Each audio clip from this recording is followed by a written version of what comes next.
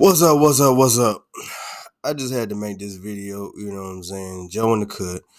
Whatever. Whatever. Blue Jay. Whatever. Whatever. Whatever. I just had to make this video because I miss my child. You know what I'm saying? I ain't seen my child in over what 2 years. I haven't spoke with her in over a year. It was July of last year, so we're well over a year. And I didn't know what was going on, so I just wanted to tell my story. Maybe she could hear my side of the story because basically it's considered parent alienation. So I didn't know what that was. With all the fiasco, I just want to tell my side of the story, from the get go. And basically, parent alienation. I know a lot of people don't know what that is. I didn't know what it was. I was just looking and Googling up like what's going on in my situation. And I looked it up. I'm like, parent alienation. I'm like, alienation. I'm like, yo, I'm old, but I ain't that old. But I remember that TV show and that movie, Alienation.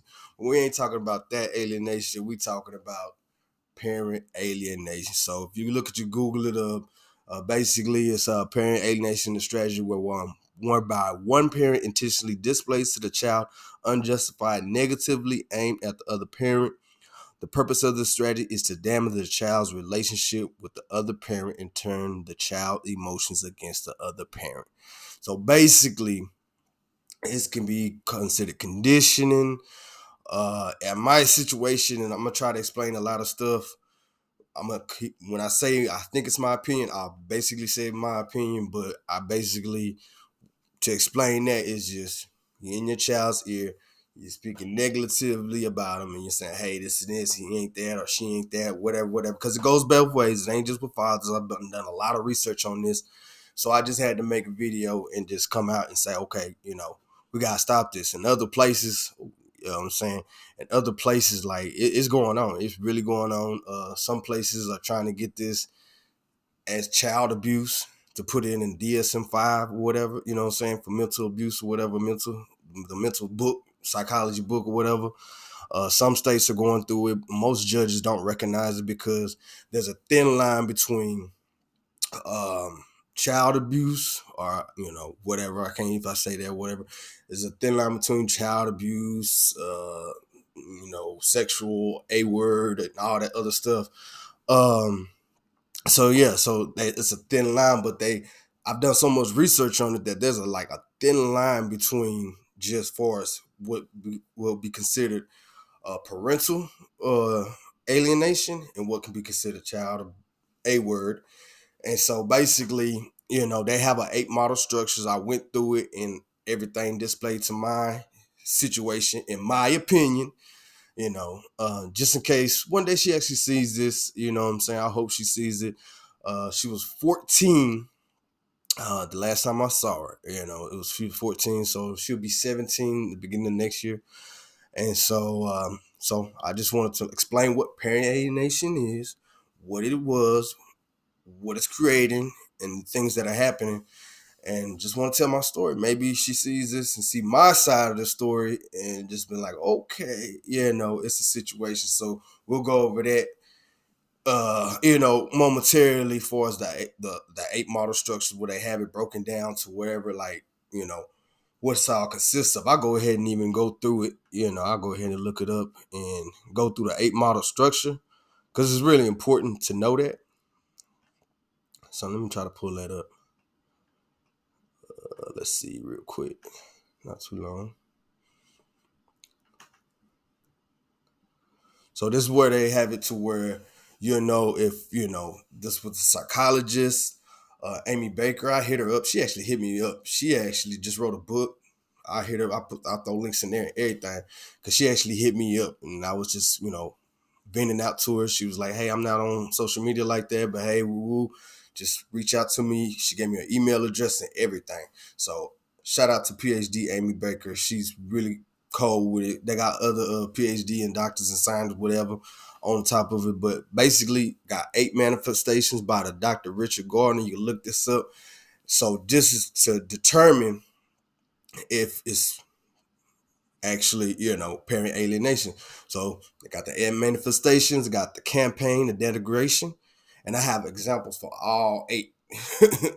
Weak and absurd and frivolous rationalizations for depreciation, lack of ambivalence, the independent thinking phenomenon. 5, reflexive support of the alienated parent in a parent conflict, absence of guilt or cruelty, and 2 are exploitation of the alienated parent, and the presence of borrowed scenarios, parroting like a parrot. Spread of animosity to friends or extended family of the alienated parent.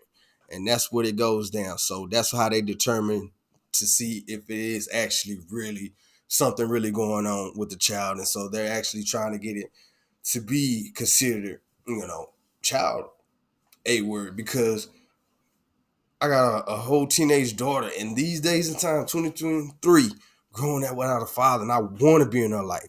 Did the courts and everything. So basically, I guess I'll start off with my story. I mean, Snookums was born. That's my Snookums. She was born 2007. I was there at the hospital there, even though her mother didn't want me there. I was still there. Um, I was there, and I'm not trying to gain Father of the Year award or whatever, like she would put it.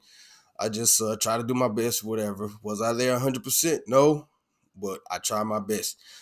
So I was always there, and I have plenty of proof and pictures and stuff. I'm hiding her face on some of these pictures just for the sake of I don't be blasting my face all on the internet because she hates taking pictures all of a sudden now. So from the last time I heard, and I can see why, because one thing is psychologically, once you say, "Oh, I gotta hate the other half of me, what made me," I kind of hate half of myself. So that's how I feel, in my opinion, psychologically. But so yeah, I've been in my child's life ever since he was born, 2007. I did move to Indiana for a couple of years, but that was when I was the closest with her. I wasn't there physically, but as far as phone conversations, we grew so close. And basically, upon my return, it was only a couple of years, but anything she needed, I was sending care packages. I was sending care packages to the school because they never gave me the address. Hint, hint. That go one of the parent alienation tactics right there. They never gave me the physical address to where she actually stayed for years. So that was already like, I didn't know this was until now. I figured out what it was. That's one of the first signs. She stayed in Oklahoma. I stayed in Texas. Her mom stayed in Texas. She stayed with her granny. So even on the grounds of why I've been done like this, I have no idea. So basically, I fell off. I got my stuff together. We was in Indiana. I was taking care of whatever she needed. Drop a phone call, whatever she needed. Woo, woo, we are good. We are good. And then upon my return, I was like, hey, I know we got a lot of time to make up. Let's just get it. You want to come, what I'm saying? Get a 2-bedroom. You can come stay with me. You know what I'm saying? It's no problem, no big deal. So you come stay with me, no big deal. Me and Nisha, whatever. And so that was the plan. Come back here, and I even adjusted to because I'm from Dallas, and I'm like I'm moving way outside of Dallas because I know she doesn't like the city. She's been on the farm, so I even conformed to her likings, to her needs, to live to where coming from the country life to the city life and just have it meet in between in a suburb city where I reside at now. I still reside there now. So I did that, in order, so she can get accustomed because even the school she was at was like, she was like the only black kid there. There was only 2 black kids there. Not to make it a race thing, but I just wanted her to have some, some culture, some diversity, as you would say. And so I made it back, and everything was good. I was able to see her over a 2-year span. I didn't see her physically, and we hung out and went to the comic book store. She got some because she's into anime, so she got a lot of mantras or whatever. And so we had a good time. And then she even started looking. I'm like, she's looking in the area because she wanted to come stay with us. And then something started to change. Something really started to change, and all of a sudden she was like, "Oh, I don't want to come stay with you anymore." And I'll get to that later in the video because her mom told her something before she was born, which I didn't really appreciate that. We'll get to that later because that's very important in this part. And told her something. She just all of a sudden, because she is a teenager, she's 13 going on 14. So she said, "Oh, I don't want to come stay with you anymore." I was like, "Okay, that's fine." You know what I'm saying? You can always come. We still got you a 2-bedroom. You got a whole half side of the apartment because at that time she was sleeping in the same room with her granny. You know what I'm saying? She didn't have her own room, or she was sleeping on the couch. So I remember these things. So, like I said, it's so traumatic. I remember everything, just to the simple fact that when you something so traumatic, you remember everything. Like my mom passed away, I remember every minute, every second of what happened, of what what I'm saying, when I found out, whatever. So this is the same thing. So this is all I remember, as far as my recollection. So she all of a sudden I came back. I think it was August 2020. Yeah, it was August 2020. I saw her that time, and then I didn't see her anymore. Like anymore. I was trying to make attempts. Hey, I want to see you. I told her, hey, I can spend money, woo woo, but time is worth more than money. And I tried to instill that with her, but I could never get around to see her or whatever. It was always an excuse, or of course the what was around in 2020. So it was like a lot of those excuses why we couldn't see each other. But then, of course, on her birthday in February, I went out there to see her. I went out there to see her in Oklahoma on the farm, and folks was over there was acting pretty strange. The people that she lived with, and I already knew that I couldn't come inside, no big deal. But they had explained that you can't come inside. We got problems. And when I tell you that lady, whoever old lady looked like, she looked just like the lady off of the Django with Samuel Jackson Samuel Jackson on the Django was hitting their corner like this. Exactly how that old lady looked. I said, I'm cool. I understand. I don't have any running water in my place either. You know what I'm saying? That was right after the freeze. So it's like I understood that I possibly could not come in there. Whatever. So she got all her gifts, and I thought, maybe she can, eat her. I brought her some Raisin Canes, her favorite, and I thought maybe, she could chill for a little bit, eat a little cake or whatever, just chill for a little bit. But nah, she was just like, I was there for like 10 minutes, drove all the way to Oklahoma for like 10 minutes. And then as I was leaving, she basically says, I said, hey, what about spring break? Spring break's around the corner. And basically, that's when everything kind of hit. She was just like, maybe. And I was like, well, you come over for spring break. It's spring break. She's been homeschooled this whole time. Just get out the house. That's what I was thinking. And so she gave me her posters. I have them still right here, right now. And she gave me her posters, and I said, here, you want me to, help you hang them up? I'll hang them up for you, or you want to hang them up? She was just like, I'll do it. But I was like, all right, so spring break, we on. So fast forward to spring break.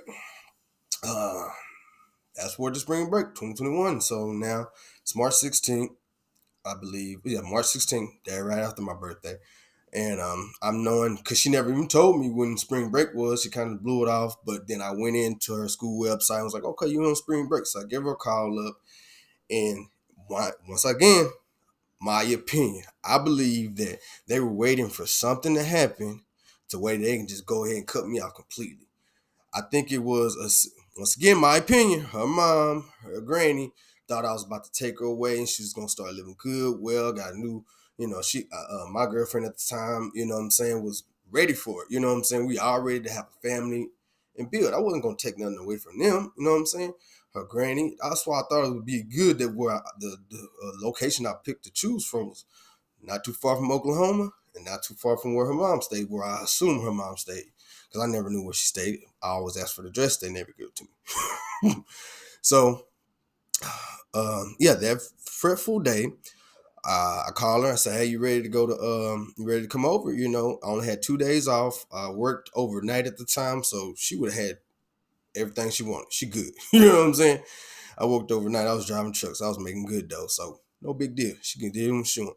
And she was just like, nah, I don't want to go. I'm like, wait a minute. So I've been here, what I'm saying, going on maybe 7, 8 months, and I've only seen you one time. And all of a sudden you don't want to come stay with me no more. All of a sudden you don't want to come even see me. We can't even, what's going on? So of course, what parent in their right mind would not just say, okay, who are you around the most? Your granny. Hey, let me talk to your granny real quick. And I talked to the granny and also have proof of that. I recorded it. For some reason, in my mind, I've been up overnight. I recorded that conversation. And I think that's where they was leaving that conversation to where it would all come down to parent alienation 101. So basically, I think what they told her, in my opinion, is that I cussed her granny out and maybe called all kind of B's and H's and woo woo woo, but I didn't. The conversation is recorded. And I do have proof of that. I think I'm gonna make a whole nother video for receipts for us, like what actually happened. And so that'll be pretty interesting there to go there. But I did not, absolutely not disrespect her granny in any way. I'm just starting to ask questions as a parent would ask questions as to why my child doesn't want to see me all of a sudden. She's around you. So homeschool. So what's really going on? Yeah, I understand my baby mama don't want me to come see her, which that's on her. But you as a granny, an elderly person, she have much more wisdom to say, you know what, don't worry about it. Let you go on with your daddy. I'll take care of your mama. Woo. I don't know what the big deal is. I think also, in my other opinion, is I'll be honest. Me and her both want shit. You know what I'm saying? What ish? I add that. We both want ish. I think I just got on my ish a lot quicker than she did, and Snookums was about ready to go. Like, all right, I'm about to go with my parents that's on top of that ish and got it popping. So I don't think, I think that was like a lot of animosity and hate, whatever. So that dreadful day, like I said, I'm gonna make a whole nother video of receipts and you can see that for real, for real. Let me see my time. So I'm good. So yeah. So I talked to the granny. We went back and forth, not argumentative, not disrespectfully. And that was the March 16th, 2021 is when that was it. And so I got off the phone with her and I was like, send me your address. So let's go ahead and nip this in the bud. Basically, the conversation was like, what right do you have to tell me I can't see my child now? I'm not on child support because there was never no reason to be on child support because anything my daughter needs, she got it, whatever. And I would always be there for her when it came to their financial. Now, for as my baby mama, like I said, she stayed in Texas, I stayed in Texas, Snookums stayed in Oklahoma. I'm trying to get her back down to Texas so she can be close to her mom, live with me, or vice versa. And we can just have all this circling motion. That's all I was trying to do. And so let's fast forward a couple of weeks later, I went back to work. I'm working overnight. We still messing with the storm and stuff. We still ain't got water and electricity and stuff like that. So I finally called her up, called Snookums up, and basically she was just like, you owe me an apology. And I'm like, what are you talking about? You know what you did? I'm like, what are you talking about? Like, what are you talking about? You know what you did? You need, and she's talking to me more aggressively. And I'm like, what is going on? And so next thing you know, I called my mom. My mom thought I had her for spring break. So my mom was so sweet. She just was like, I just want y'all to spend time together.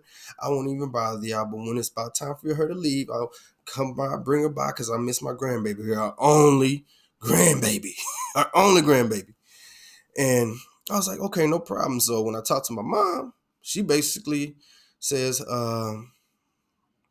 you didn't get Snookums, did you? I said, no, I didn't. And she said, I kind of figured that because her mom called me. I said, for real? She said, yeah, her mom called me and basically called me every cuss word in the book. I said, what? She basically said that you cussed out her granny. I said, what, mama? I said, come on, mama. You know I never cuss out nobody granny. You know what I'm saying? And so she was like, yeah. She said, I let her just vent and I just didn't even say anything. Because she said she already knew that's something I would not do. So see, there go that trick right there. They were waiting for something to happen and exploit that situation. So that's what happened. That's how I became a victim of parent alienation over a conversation on March 16th, was it 2021, about how just coming over for spring break. And once y'all hear those recordings, I recorded it. I even told my mom, I said, Mom, I recorded it. There was not one profane word said to that woman. I was very patient. And we went back and forth, but we went back and forth respectfully. You know what I'm saying? So once you hear it let y'all be the judge. So after that happened, I was like, okay. So then my baby mama called me up and was like, you not gonna see her until you pay 14 years of child support. I was like, okay, bring it. Let's get it. Cause I just want to see my child.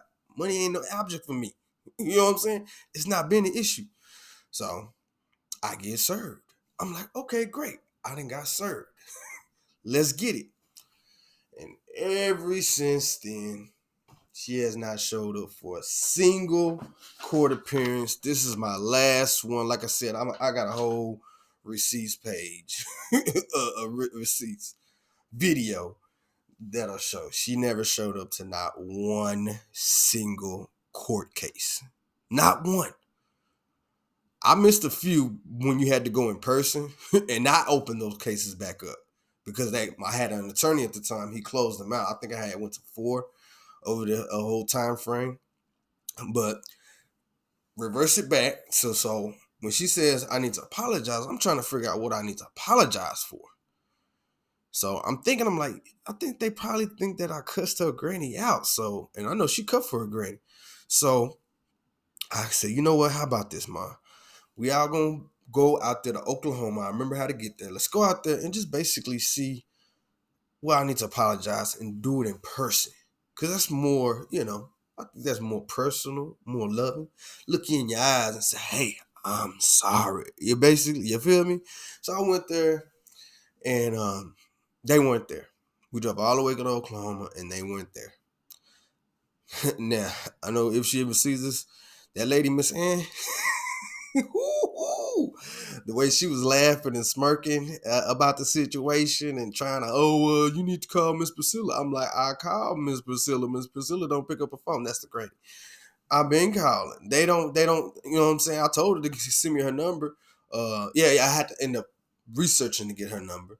But I'm just like, y'all not giving me anything. So y'all just poof, vanished, moved from Oklahoma, didn't tell nobody. I'm like, okay, and now y'all crossing back over Texas state lines and stuff like that. What is going on? So I come back, I fill out what's it called? Damn, what's that shit called? Not missing report. What's it called? Welfare check. Welfare check. You know I ain't trying to call the police on nobody, but call the non-emergency number to try to do a welfare check. Hey, where's my daughters? Nobody's telling me anything. Got receipts. I'm calling the granny. I finally get a contact with the granny.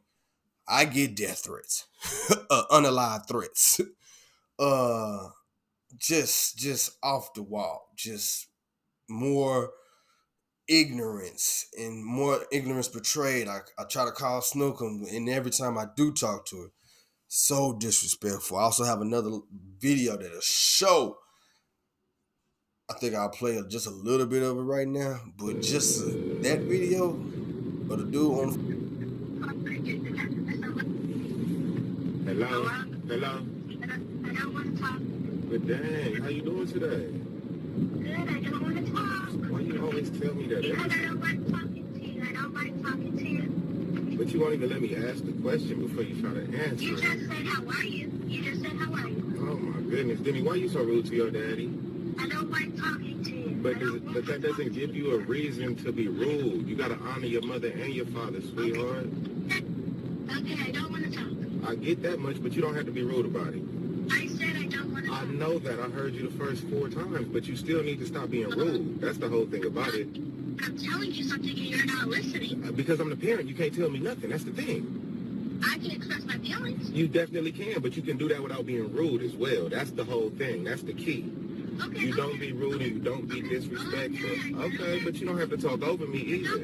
But you don't have to talk over me. So if you don't want to talk and you're going to talk over me, you could just be quiet and let me say what I got to say. Yeah, that was disrespectful, but mine was like 10 times greater than that because I think that little girl was like 12. Mine was already 14, so she had that mouthpiece on it. So yeah, so every time I would talk to her, it would be pretty drastic. I could continue to text, because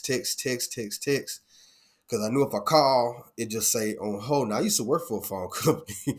I used to work for T-Mobile, so I remember like if you can actually call your phone provider and say, hey, I want these calls forwarded. So it'll be forwarded to another number, whatever, and it won't go to her phone, so it won't seem like I'm calling her. Now text messages, I don't know what happened to them, but they purged out. I had like months worth of text messages, and they purged out of my phone. So I'm like, what are all these text messages I sent? Because when you have it forwarded, they just stay at the SMS center. That's what I'm remembering. So they don't really go nowhere, and then they'll just eventually fall off. I called the phone company, and they was like, "Yeah, only way you can get it is through courts."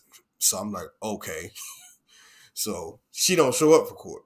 So I'm like, "Okay, still stuck in a Harkin rock." So even go down a little bit further time frame, I'm still just like, what is going on? Got to turn it up. Still just nothing, just nothing. And then we go to the dreadful day the next year, 2022. My mom passed away, and that was like rough. She never got to see her grandbaby. All she wanted to do was see her grandbaby. That was it. And mom passed away all of a sudden, just out of nowhere.